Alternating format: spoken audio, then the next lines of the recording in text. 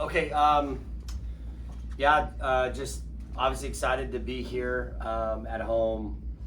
Excited for people like these two here that just continue to do things in great ways and represent this program in just amazing ways. I look back and we've come so far in the 9 years we've been here, and it seems like it looks more daunting each year to raise the bar, and these guys just continue to raise it and take this place to new places. So I'm just excited for another postseason. I believe it's our fourth or fifth in a row at home.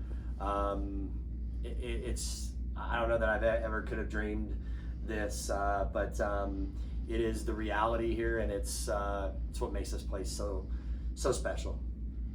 You had said after the BYU loss that you believed that your team was a top 8 seed, if not a top 5 seed, and obviously you got that top 5 seed. What made you believe that much in this team? Their body of work. I mean, I just felt like we performed all year long. We performed early, we performed in the middle, and we performed late. And if the selection was based on the last game, we're not a top 8 seed. But if the selection is based on your body of work and beating the 1 and 2 RPI teams, one at their place, one at home, and I would say in convincing fashion, I just feel like the whole body of work. I mean, that's why that's why I called my buddy Tim at Florida and said, hey, let's play. We need to play these games. And I mean, we both didn't like the idea of a Tuesday after a day off and not having any time to scout each other and all that kind of stuff. But we both looked at each other and said, we should play this game. And we should do it because it's the right thing. And so I just look back at all those opportunities that these guys had. We didn't win them all, but we weren't afraid to play any of them.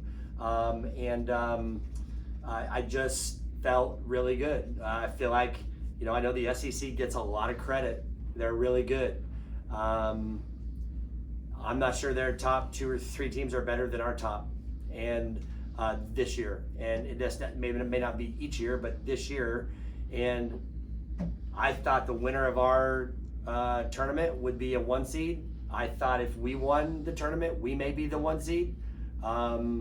Maybe I shouldn't have thought like that, but I did. So I'm human. So just felt like we were in a great spot, and the body of work kind of told the story. It's kind of a crazy, for instance, but last year you had played everybody that came here for your regional. You played them all during the season, and you played the super regional opponent in your first game of the year in Mexico. This year, nobody. Yeah. I mean, you didn't play anybody, and if you play anybody from the Arkansas regional and the super regional, it'll be the first time for that too. That's crazy, isn't it? It's different. I mean, because you just don't know. A lot of times they try to match you up with regional type teams, at least one of them. I think with Wichita State and Tulsa not getting in, that kind of eliminated that. I think if Wichita State would have got in, they probably would have been here, so that would have changed. But it's just every year is different, you just never know. And I don't think it works for you or against you. It's just who's next. And the good thing is we can find plenty of film on all these teams, so it feels like we know who they are, and we've played them this far. Do you think that the RPI needs to weigh as heavily as it does? I feel like in other sports it's maybe backed off a little bit, basketball in particular. Do you think it continues to need to weigh as heavily as it does in softball? Well, I think it's changing, because if you just took our RPI, we wouldn't have been a top 8 seed. They're using things like the KPI. I'm really not sure what that means. I'm really not even sure what the RPI means. I'm really not even sure that the people who make the decisions actually know. It's just a very complicated mathematical equation, right? And so I just know this: you better go play top 25 teams. That's what I know has the most weight, and that's why you see a lot of these SEC teams in there, because all their teams are in that. And so I just think it's very important that we continue to play those type of teams, that we're allowed to go play those type of teams, especially losing, the 2 teams that we're going to lose. We've got to go find those 6 games. and we will.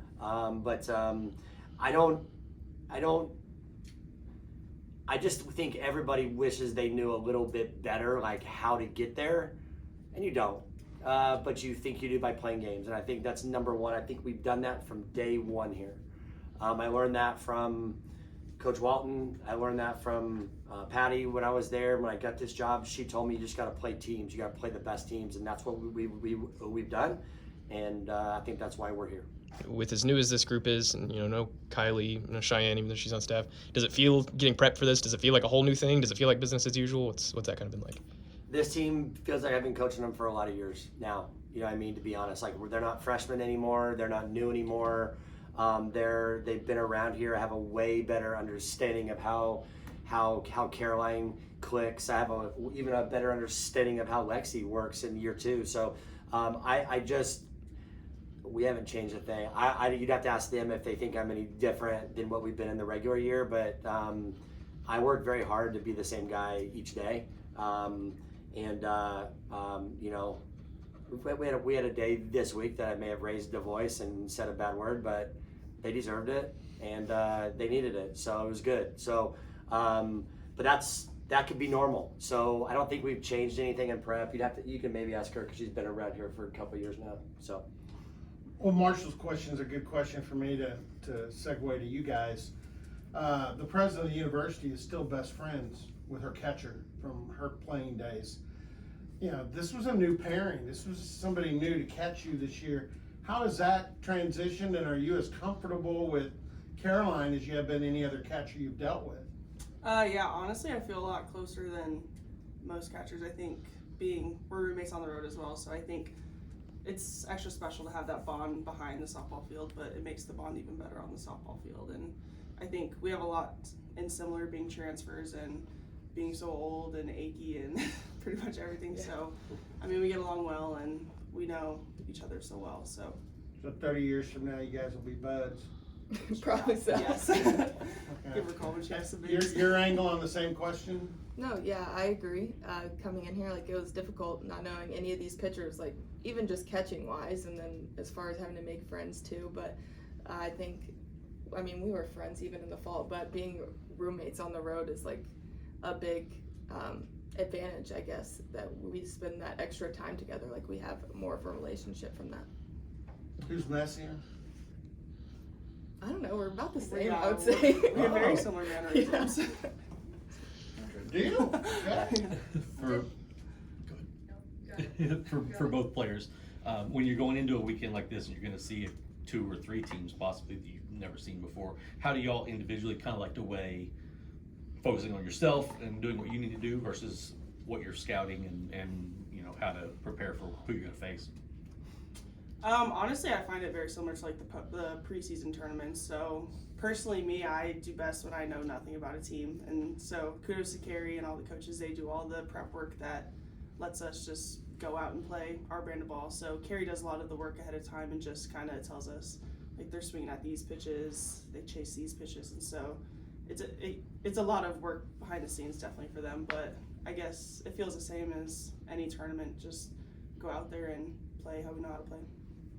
I think for the most part as a team, we're preparing the same way we do for any game. We worry about us. We got to be at our best to do well no matter who the team is. As far as myself, I don't need that much information.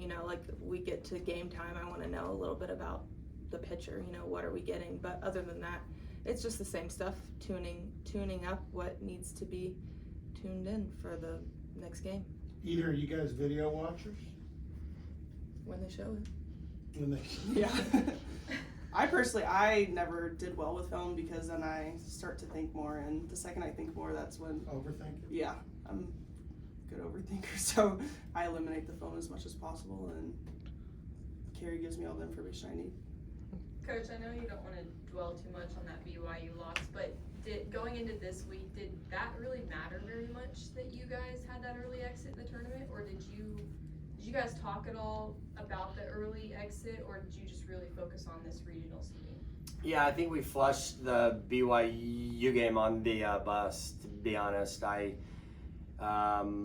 It took me a moment, though, I'm not going to lie. I think I was really I was really bummed. I was really, I think I'm more bummed for our fans. You know, the people that were so excited about the weekend. We just they came off. These guys, you know, they came off this great weekend, and I think people were just like, okay, we'll be in the finals. And I don't know if that's how these guys thought, but it doesn't matter now. What I got under the bus and basically said was, I'm not going to get up here and yell and scream. Like, I don't possibly think we could play any worse. That's a great sign.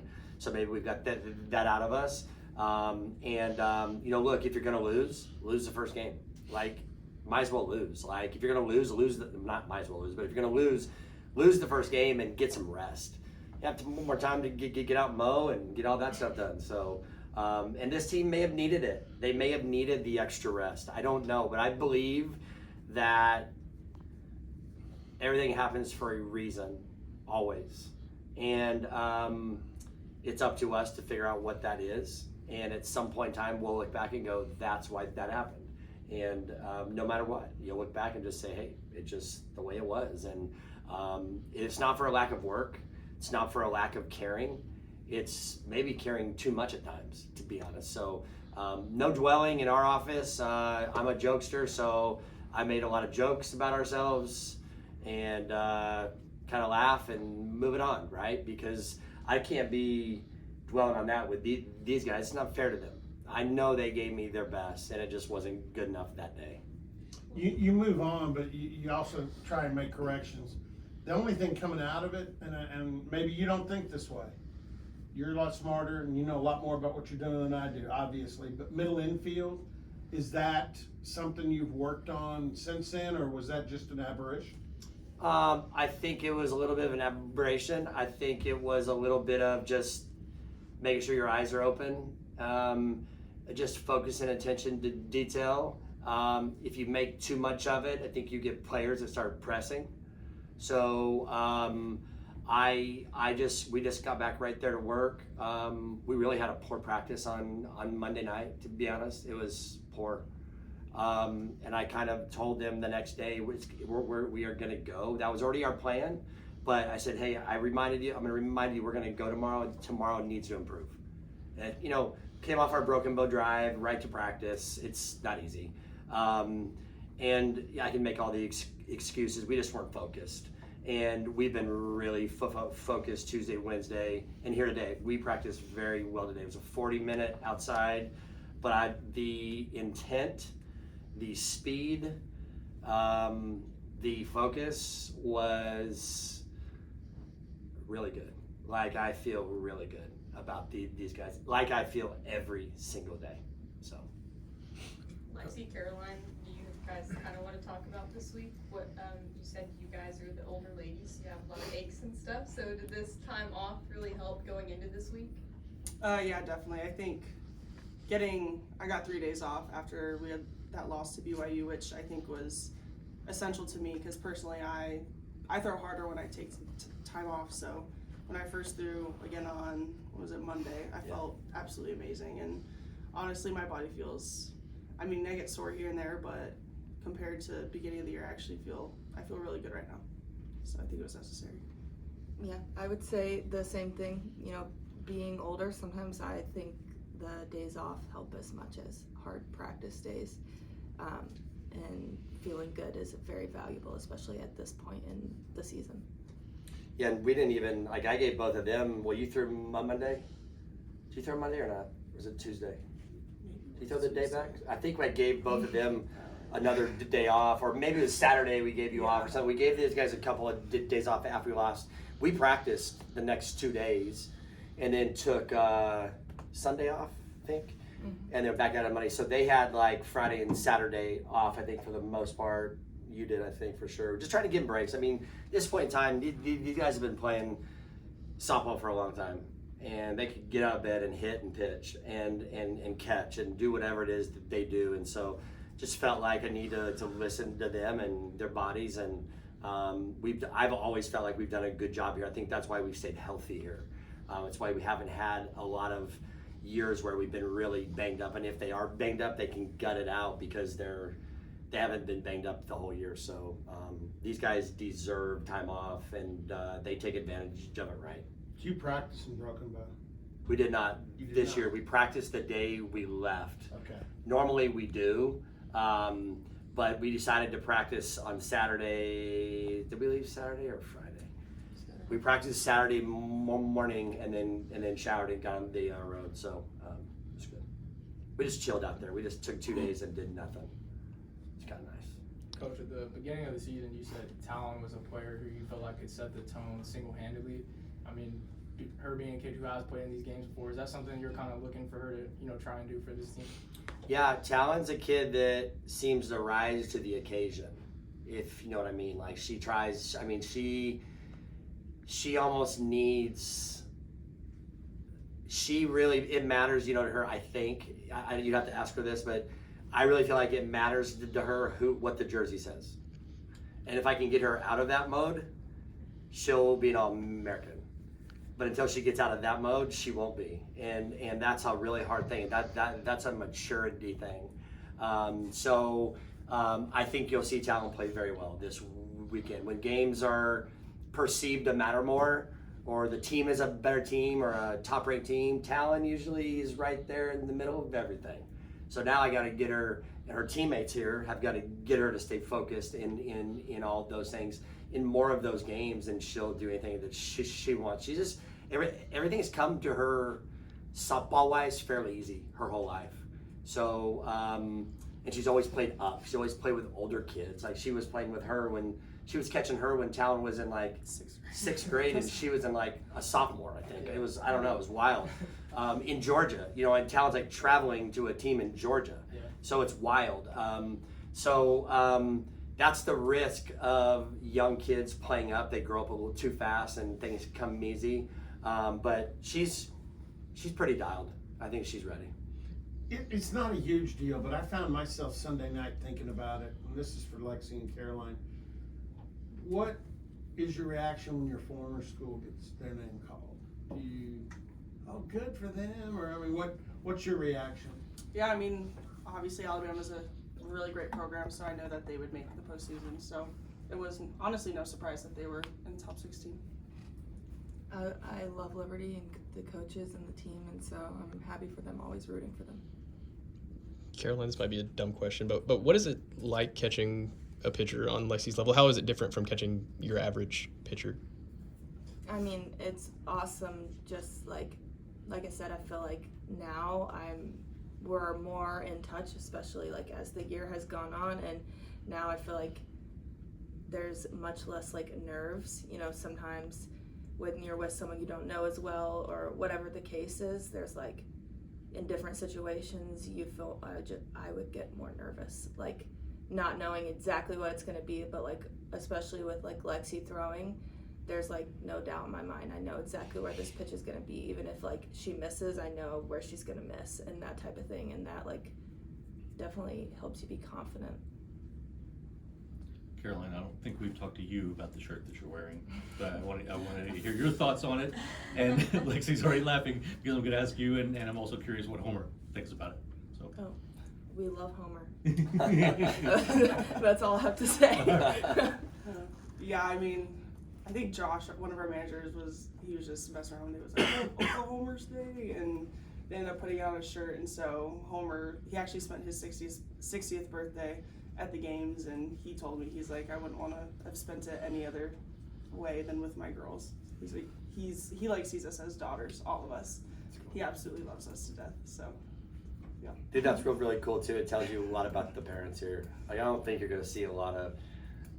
I mean, I'm biased, but when I'm watching outside things, I don't know that a lot of programs are going to let their kids wear shirts with their parents' name on it or something like that. Like it's truly what this place has been cultivated into, and that's not on me. That's on everybody involved. Like we've always made this to be a place where parents are welcome. That could create just some extra problems, but I think it eliminates most problems. And both these kids, parents, totally different, but totally awesome in their ways, and it's really cool. Yeah, we've talked about it. You kind of recruit the parents a little bit. I mean, as far as the right combinations. I think you have to. I think You know, everybody says that kids have changed, and I don't really think that's true. I think parents have changed. So, and I'm part of that problem. You know, I always said, man, I won't treat my son like my dad was hard on me and this and that. And sometimes I wish I was harder on my own son like my dad was. There's no way I would ever be here if I wasn't raised the way I was raised. So I want to get parents that believe in what we're doing for their kids, even when it's not what they want. It's not easy. It wasn't what they wanted when they were a young kid, you know what I mean? But it worked out right, and it worked out because they bought in and they were consistent. And so I just want parents that are around here. They can ask me stuff at any time. I'm gonna be honest. So be careful. I always tell them, be careful what you ask, because you may not like what you hear, but it'll come from my heart, and it'll be honest, and it'll be fair. It's just hard. Like, these guys have a tough time growing up. It's hard. So you need to have parents that will listen and not talk. You just need them to listen, because most of the time they just need to vent. Somebody to vent that they can trust, and their parents is who they trust. So their parents will just kind of, I always tell them, just put the zipper on and listen to what they've got to say, and then just remind them that it's supposed to be hard. It's not supposed to be easy. And when you get parents like that, like I've got with these two and most of my parents, without a doubt, it's wild. When you see, if you look down our list and see the kids that are performing, I can point to one of those things right there and tell you why. Anything else with Cowgirls?